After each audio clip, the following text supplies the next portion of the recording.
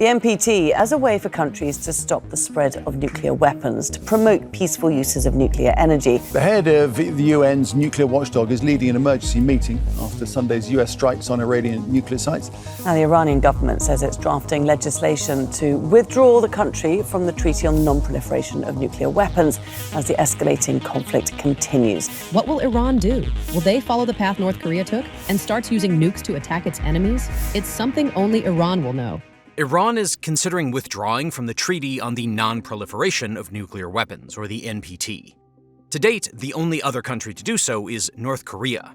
In 2003, North Korea left the NPT, and just 3 years later, in 2006, the country conducted its first nuclear weapons test. Iran wants what North Korea already has. Kim Jong-un is using his weapons to spread fear across East Asia and the wider world. It prevents his authoritarian regime from being attacked. And it's Kim's cheat code to get leverage and power. Iran is a pariah state, just like North Korea, and it has similar goals of power and regime protection. And in recent years, they've been trying to copy the North Korean playbook. In fact, recent reports have hinted that Kim Jong-un may actually help Iran now after US strikes on Iranian nuclear facilities. But a lot of other countries aren't having it. They want to stop nuclear proliferation, especially in the case of Iran. To understand all of this, let's first look at a bit of nuclear history. The US was obviously the first one to make nukes. It has also been the only one who has used them to date, namely in Hiroshima and Nagasaki in 1945. 4 years later, in 1949, the Soviet Union did its first nuclear test, shocking the world and kicking off the Cold War. The UK and France followed in 1952 and 1960 respectively with their own nuclear tests. In 1964, China did its first nuclear test to become a third power besides the Soviets and the West.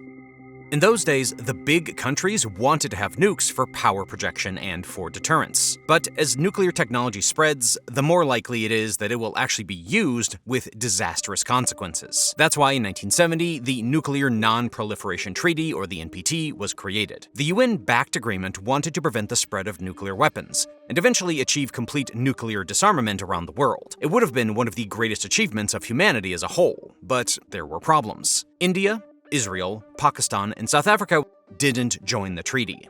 India and Pakistan were too suspicious of each other.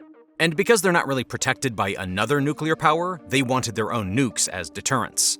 South Africa was under heavy international sanctions at the time because of apartheid, and being a pariah state, it wanted nukes as well. Meanwhile, Israel was in a conflict with pretty much everybody in the entire Middle East, so nukes were very useful for them to protect their state from being destroyed. So even with the NPT in place, these four countries developed their own nukes. South Africa later abandoned its nuclear weapons in the 1990s when apartheid was ending, and it joined the NPT. But the pariah state problem wasn't over. Saddam Hussein in Iraq was also enriching uranium and designing weapons. Muammar Gaddafi in Libya was doing the same, with a lot of help from the Pakistani scientist A.Q. Khan. As we'll cover later, he was also involved with the North Korean and Iranian nuclear programs. Now, in 2003, US President George W. Bush falsely claimed Iraq actually had weapons of mass destruction. He used it as an excuse to invade. It still haunts the US to this day because it was either a massive intelligence failure or a huge lie, neither of which look good. The war caused hundreds of thousands of deaths, and people all around the world see the Iraq invasion a war of aggression and a violation of international law. Now, before moving forward, we need your guys' help. Recently, our videos have been getting censored in the algorithm. So if you can please hit the like and subscribe button, it really does help the video with YouTube. But in 2006, another pariah state did actually develop nukes. And in that case, the US failed to intervene, causing serious problems down the line. Of course, we're talking about North Korea. Now, the story of how North Korea got the bomb is actually pretty interesting. North Korea is a nation at war with South Korea and its ally, America, albeit a frozen war after the 1953 armistice. In preparation for a possible escalation, North Korea began an all-fortressization campaign in 1962. They transformed their country into a hyper-military society, and nuclear weapons were the last and most powerful step they could take. Now, North Korea's allies of the Soviet Union and China already had nukes by that point, so the regime kindly asked them for help, but both refused. Even the Soviets and the CCP didn't trust the country, and they didn't want to see a reckless nuclear-armed neighbor that might turn on them or cause a regional war. On top of that, they feared that North Korea would sell the technology to others, causing unchecked nuclear proliferation around the globe. But the Soviet Union didn't want to leave North Korea in the dust completely, so they helped with civilian nuclear technology. The Soviets helped to build North Korea's first nuclear scientific research center that's included its first research reactor. They also allowed North Korean scientists to study and train in the USSR. North Korea began to get more and more nuclear capabilities with a second research reactor, a uranium ore processing plant, and a fuel rod fabrication plant. Later, in the 1980s, they started to build nuclear gas graphite reactors. But the international community had a problem with this, because it could be used to make weapons-grade plutonium. The Soviet Union was growing uneasy. They pressured North Korea to sign the Nuclear Non-Proliferation Treaty, which it had not done yet. So North Korea signed the NPT in 1985. The country was also supposed to sign the Safeguards Agreement with the International Atomic Energy Agency, or the IAEA, within 18 months of joining the NPT.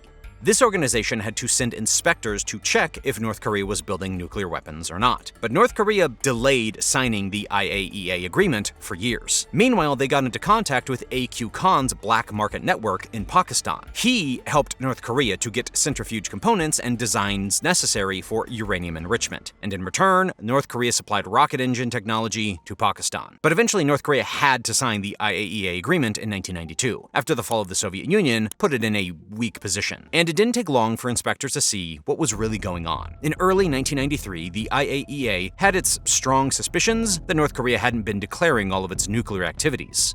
Later, when North Korea refused a special inspection, the IAEA alarmed the UN Security Council. In return, North Korea threatened to withdraw from the NPT, a clear signal that it was going to build nukes. US President Bill Clinton responded with sanctions and by threatening military action. However, a military intervention could have reignited the war between North and South Korea, so it was avoided with the agreed framework from 1994. North Korea would remain in the NPT, and it would freeze and eventually dismantle its nuclear power plant program. The country got more than enough in return. The US would deliver 500,000 tons of heavy oil a year to North Korea to replace this lost power source. North Korea would also get help to build light water reactors through the Korean Peninsula Energy Development Organization, backed by the US, South Korea, and Japan. These reactors aren't as useful for weapons programs and more easily checked, but they provide energy for North Korea. On top of all that, the US promised to never use nukes against North Korea and to normalize political and economic relations. But over the following years, the agreed framework was breaking down. In 2002, the US accused North Korea of secretly breaking the rules with a secret program to enrich uranium far beyond civilian needs. North Korea denied this, but in a bombshell announcement, it claimed that North Korea had a right to nuclear weapons. And that's when it all started to go downhill. The US halted oil shipments to North Korea, and in 2003, North Korea withdrew from the Non-Proliferation Treaty. It was the first nation ever to do so. And the following years were tense. China hosted 6 party talks with North Korea and the United States, South Korea, Russia, and Japan. Nothing came out of them. Meanwhile, North Korea kept progressing and progressing, without the outside world doing anything. And on the 10th of February, 2005, North Korea publicly announced it had nukes and pulled out of all the talks. Later, 6 party talks resumed, and North Korea agreed in principle that it would abandon and dismantle its nuclear weapons program. But as always, North Korea didn't actually follow through. And on the 9th of October, 2006, the unthinkable happened. The North Korean regime carried out its first nuclear test with a yield of 1 to 2 kilotons. That's still pretty small for nuclear standards, but it was a point of no return. Later that year, North Korea tested various short, medium, and long-range ballistic missiles that could deliver nuclear warheads. This prompted unanimous condemnations from the UN Security Council. Now, despite all this, every new US president has tried to get a deal with the regime to denuclearize, but no one has succeeded. Perhaps that's the goal, because the nuclear program is supposed to give North Korea leverage. Nowadays, North Korea has about 50 nuclear warheads and enough fissile material for 70 to 90 more, according to the Arms Control Association. The country has been using this to threaten its East Asian rivals, but also the United States. North Korea has tested ICBMs that can reach anywhere on the US mainland, giving it the ability to do nuclear strikes in America. During North Korea's frequent military parades, these ICBMs are front and center, and Kim Jong-un likes to pose next to them like a mafia boss. Now, the Iranian Supreme Leader Ali Khamenei was watching all of this unfold in Korea. For him, the North Korean story is an example of how to get nukes to deter the West. So he began to copy many things that the North Koreans did, and as we'll go into, there are many similarities between the two nations' nuclear programs. But let's start at the beginning. Iran's nuclear program is slightly older than North Korea's, if you include the civilian side of it. Back in the 1950s, when Iran was a US ally under the Shah, the US helped Iran to construct the Tehran Research Reactor as a part of the Atoms for Peace program. As a US ally, Iran was among the first to sign the Non-Proliferation Treaty. In the 1970s, the Shah had huge plans to expand Iran's nuclear energy program, and it signed deals with companies from France and Germany. In 1975, the Bushehr nuclear power plant started construction, and the Isfahan Nuclear Technology Center was established. Now, these names might sound familiar, and that's because they're at the center of the current conflict. But the reason why the conflict happened is the Islamic Revolution of 1979, which replaced the Shah with an Islamic dictatorship. The nuclear program also switched hands. Initially, this wasn't that much of a threat. The supreme leader issued a fatwa against nuclear weapons, basically a religious ban. Iran also didn't leave the NPT after the revolution. So on the surface, it looked like Iran wouldn't develop weapons of mass destruction. However, Iran's civilian nuclear program was soon revived with the help from Russia and China. Russian engineers helped to build the Bushehr nuclear power plant, and the Chinese helped to develop uranium mines. Also, as it turned out later, the Iranians got help from A.Q. Khan, the same guy who helped with North Korea's nuclear program. In 1989, the Pakistani scientists sold centrifuge designs to the Iranians to help them enrich uranium. Allegedly, Iran's only goal was to generate nuclear energy, advance nuclear medicine, and to do scientific research. But secretly, Iran was also working on nuclear weapons. They were building a uranium enrichment facility at Natanz in central Iran and a heavy water nuclear reactor near Arak. There's still plausible deniability because they can be used for civilian purposes, but uranium can also be enriched to weapons-grade levels and used in a nuclear bomb. The heavy water reactor could produce plutonium, which could also be used for nuclear weapons. The rest of the world noticed what was happening, and it was causing a lot of concern. And just for context, this was happening at the same time as the North Korean nuclear program was causing trouble. In 2003, Britain, France, and Germany stepped in and signed a deal called the Tehran Agreement. Iran promised to temporarily suspend uranium enrichment and allow for better inspections. But after the deal, Iran was still not cooperating and just continued. That sounds pretty familiar because North Korea did the same several years earlier with the agreed framework with North Korea. By 2005, the board of the IAEA declared Iran to be in non-compliance with the nuclear safeguards. The international community started to sanction Iran heavily, targeting its nuclear and missile sectors. But Iran kept installing more and more centrifuges to enrich larger and larger amounts of uranium. And in 2009, Western leaders revealed intelligence on the Fordow fuel enrichment plant, a new underground enrichment site. Iran didn't declare this to the IAEA, a huge violation to the NPT. The international community responded with even bigger sanctions, crippling the Iranian economy. Israel and the West also assassinated 4 Iranian nuclear scientists in Tehran to slow them down. But by that point in time, Iran's uranium enrichment was already near weapons grade. The so-called breakout time Iran needed to produce bomb-grade uranium was only a few months. In 2013, there was some hope with US President Barack Obama negotiating an agreement with Iran. He promised sanctions relief if Iran froze the dangerous parts of the nuclear program. In 2015, the Joint Comprehensive Plan of Action was signed, and the sanctions on energy, finance, shipping, and trade were lifted. Billions of Iranian assets were also unfrozen and put back into the hands of the regime. But in 2018, new Israeli intelligence claimed that Iran wasn't complying with the agreements. Trump believed this and withdrew from the JCPOA. He reimposed sanctions, causing a huge economic crisis in Iran. But Iran didn't back down and continued to enrich uranium. When the US assassinated Iran's Quds Force commander Qasem Soleimani, the regime declared it wouldn't observe any JCPOA limits anymore on uranium enrichment capacity, levels, or stockpile size. Iran went over the 60% enrichment threshold, which is incredibly close to the 90% needed for weapons. And just to be clear, there's no civilian use for uranium enrichment to these levels. Now, if we compare Iran's nuclear program to North Korea's one, there are many obvious similarities. Both countries started with a civilian program, backed by the allies of Russia and China, to get the knowledge and the know-how. Then they started to cross the red lines by secretly building their own enrichment facilities with the help of the Pakistani procurement network. When the international community becomes aware of this, they agree to some concessions on paper. But then they secretly break those concessions and try to limit IAEA inspections.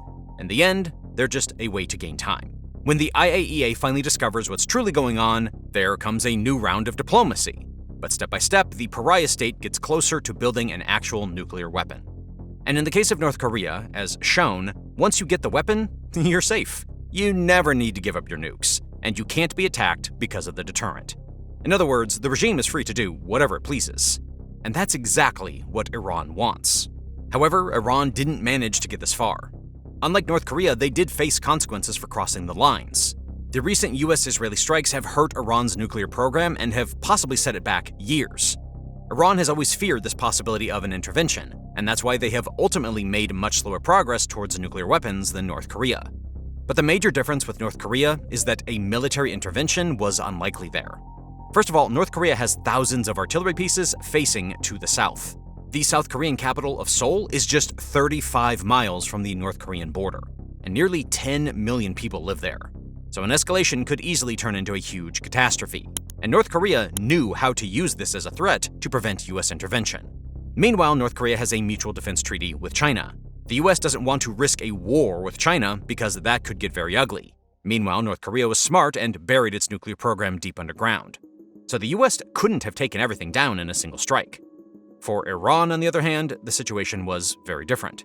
Its enrichment facilities were underground, but probably not deep enough to avoid bunker busters, at least for the Natanz and the Fordow facilities. Tellingly enough, Iran was drawing on North Korean expertise to protect and conceal its military nuclear project. However, if Iran wanted to build a new base that was actually deep enough to resist attacks, Western intelligence would learn about it and intervene. Just before the attacks happened, the Iranians were actually making a second and more secure base at Natanz, and stopping this was one of the biggest reasons for the attack. Another big reason why the Iranians were stopped is their lack of deterrence compared to North Korea. Or at least, that's how it turned out. Because at first people thought Iran was scary. The country's biggest source of strength is its missile and drone arsenal, the largest in the Middle East, with thousands of ballistic missiles. Many of these missiles have North Korean origins, which just goes to show how close these two countries are cooperating. Supposedly, this would allow Iran to hit Israeli cities, killing tens, if not hundreds of thousands of civilians in the worst-case scenario. It would also be able to hit US bases, killing American soldiers stationed in the Middle East. However, Israel has been decimating Iran's arsenal in recent days, and thus far Iran's retaliation has been weak at best. This gave the US confidence to go in and use its bunker busters to bomb Iran's nuclear enrichment sites. Now, as of the making of this video, it's not clear how bad the Iranian sites have been hit exactly. If the mission was successful, Iran won't be able to get nukes anytime soon. But if the mission didn't completely wipe out Iran's enrichment sites, there could be more to come. Let's just hope that Iran doesn't get the nuclear bomb, because if they get nukes, it could be very ugly. Compared to Iran, Kim Jong-un is just a rocket man who likes to make threats. But the Supreme Leader Khamenei commands a terrorist network all over the Middle East, with connections throughout the world. If his regime gets nuclear weapons, the world would get a whole lot more dangerous. It would also force other countries like Saudi Arabia and Turkey to develop nuclear weapons of their own. And you don't want the most volatile region in the world to get the most lethal weapons in the world.